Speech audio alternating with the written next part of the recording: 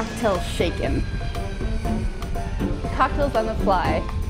I'm your flighty hostess, Alberta Straub. In our last show, we saw how neutral spirits are mixed with snowmelt from the Sierras for the foundation of Distillery No. 209's world-class gin.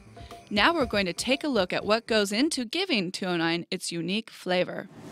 Okay, here we are in Distillery 209's top secret botanical room. This is the place that makes gin, all right? And the distinctive flavor that 209 has. Tell us something about this, all these herbs and spices you have out here. Well, sure thing. This is my little lair here. This is my bot cave, if you will, where I hang out and, it certainly is. and come up with the different combinations. But this is an example of, I'll trade you. Okay, look at of this. what goes into 209 gin. Now, of course, gin is based on juniper berries. It was a curative back in the Middle Ages. And our juniper berries come from Tuscany, and they've got this wonderful sweet resiny note to them. And they are the backbone of any gin. In fact, gin by law has to be predominantly flavored with juniper. Okay. But we didn't stop there. All we right. decided we wanted to go down a different path, take what I call the citrus spice road, if you will. Because 209 does have a distinctive flavor, different than other fine gins, and it's really nice. Tell us about that. How did that happen? Sure. The other thing I wanted to have was a good nod to history, and coriander seed, which is the seed of the cilantro plant, has a nice, wonderful, sweet, flowery citrus note to it. So here, let me just crush some up for you here.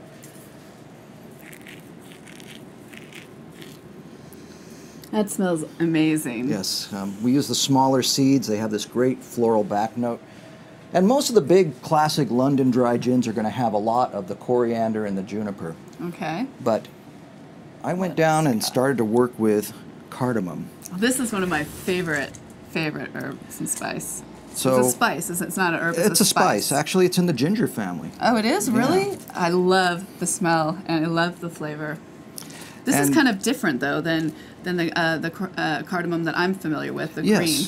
The green cardamom, which you often find in stores and various spice locations, is a little bit different than ours. Ours is actually dried over fires and has a nice woody note to it that is kind of a smoky bit to it. Neat. And so you have a special way of using it as well, don't you? Yes. Something... What I found is when I came up with a recipe, you asked how I came up with a recipe. Yeah. I took all these home to my flat here in Potrero Hill. Okay, where is that located? Potrero Hill, right over there. Camping outside in the front. Okay, yeah, I know what happened. And I made really strong teas out of them to start with, Well, to see what happens when you boil them. And I found out that the cardamom pods, the longer skinny ones are bitter, so we hand sort those out. Really? And we just want those short little guys that are nice and nutty. So you hand sort out the long ones, and then you take the short nutty ones, and then what happens? Well, I also found that the husks were not really what you want to have in the pot when it's distilling. So this nice little unit here allows me to take off the husks.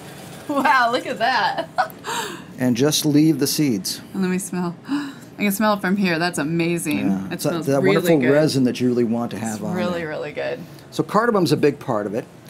But we also use a lot of cassia bark. Now, you may know this. God, that smells because cinnamon is in the cassia family. Yes. But it's different. Well, it is. It's kind of like the darker, earthier cousin of cinnamon. And it's got some wonderful back notes that we like to have. And we grind it here in the botanical room right before we distill. Okay, that's fabulous. And then one of the other traditional elements to gin is angelica root. And what does that do? Well, angelica root is a backbone note that also gives a bit of a binding to the rest of the flavors. It helps them stay in the solution of the gin. Fantastic. Now, I know that there's something else in it. Yes. Oh, yeah. Get some bergamot here for you. Our bergamot comes from Calabria, Italy, and we import it specially, and it's prepared to our specifications. But if you grind it up a little bit in this sack... I can smell it here. Oh, you can. It's amazing.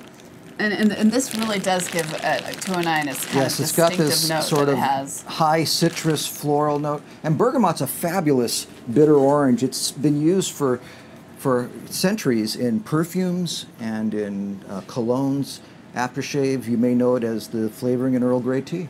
Well, it certainly does taste great in your gin.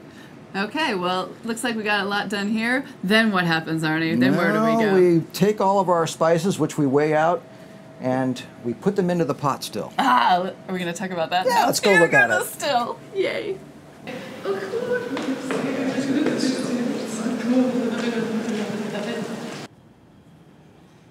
So this thing is beautiful. Tell me about this baby. Well, this is our hand-hammered copper pot still that we had built to our specifications over in Scotland. And she looks really old, but she's brand new. She's actually designed off of one of the Glenmorangie whiskey stills. Wow. And it's got a very high neck. But what a lot of people don't know is that the Glenmorangie whiskey stills were actually taken from a defunct gin distillery. Oh, how interesting. So wow. it kind of went full circle for us. Okay, cool. So when we have our botanicals all weighed out the night before we distill, I throw them in this hatch, and they soak overnight. Okay. And that sort of coaxes out those natural oils that we're looking to have in the gin. Yeah. And when it comes to the next morning, what we do is we fire up our boiler. Okay. And we start the steam up, and it surrounds this copper pot just like a double boiler. Nice. And we slowly bring the gin and the water and the alcohol up to temperature. Okay. And the alcohol begins to evaporate. All right. And that's when the flavors start to come out. Oh, that's and the real magic happens. Okay, so it evaporates and it travels. Yes, it travels up the still and eventually comes over to this side. Why don't you come walk around here and I'll show it to you. Let's check it out. So Arne, tell us about this amazing and beautiful contraption. Well, this is where the gin comes out of the still at. This is called a spirit safe. And it's called a spirit safe because... To keep it safe from me? Well, from everybody, actually. But a spirit safe was mandated by the British government because they didn't want any thievery in their distilleries. Okay. And so they would lock them down to make sure the tax man got everything that was his due. But we take ours and open it up. And we'll take samples out of the distillation every 15 minutes for taste and also to measure the alcohol level. Wonderful. So it's a very long process for us.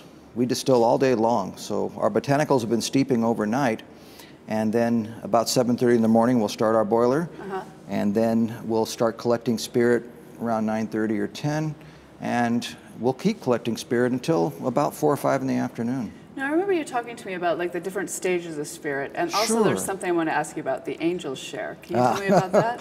Well, angel's share mostly is for spirits that are aged, and we're very lucky that gin is not aged, so we can make it and sell it in just a couple of days. So there's no angel's share? No, no, we keep everything. In fact, if you can smell something going on in here, that means I'm losing money.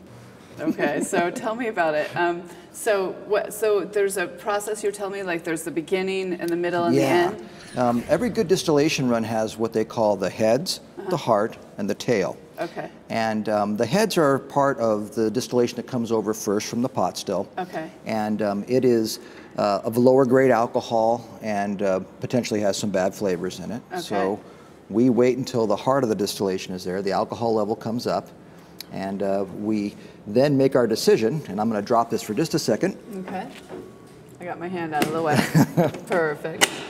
And you can see the spout here, and we make the trade-off from going from heads to collecting our gin. Oh, fantastic. And we'll be doing that for several hours. So what are you looking for when you make the transition? Well, we're looking for a specific alcohol content, but mostly for flavor too. So we always make the decision based upon what our palates tell us. So you're doing up here a little taste testing, and I'm sure a lot of spitting, right? Well, of course, because we're at it for many hours during the day. Okay, great. And at the end of keeping the heart of the distillation, in the middle of the afternoon, we'll make another decision by taste and by alcohol content to go back to what we call tails. Okay. And at that point, we boil off the rest of the alcohol, which we send for recycling.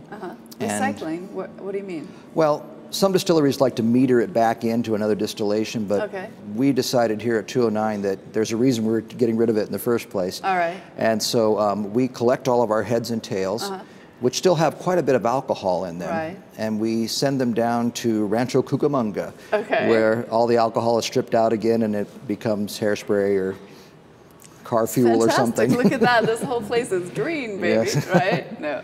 And at the end of the day, all we're left with is a couple hundred gallons of very strong herbal tea, basically. Interesting. And we save the solid matter, which we compost and give back to the winery that the Distillery 209 is on. Oh, wow. Up in Napa Valley. And the tea is safe to go to drain at that point. Fantastic. So what happens next? Well, actually, why don't I show you a little bit about the magic in the still? Oh, I've got one of my Let's do test that. stills running downstairs, so let's go take a look at that. Oh, great, cool. Distillery number 209. The Bot Cave contains all the flavor ingredients. The actual recipe is top secret. The flavor starts with juniper berries. It's required by law for gin. Spices like coriander, cassia bark, and angelica root are also used. Bergamot orange gives it its citrus overtones. The spices are added to the still and soaked overnight. The brew is slowly brought to a boil. The alcohol evaporates, then is cooled and distilled into the spirit safe. There are 3 parts to the distillation: head, heart, and tail. Only the heart is used. There's a lot of information packed into this place, and so we got to check it all out. So part 3, stay tuned. It's cool. It's the cool part. And enjoy your cocktails if you're drinking some at home. Okay, bye.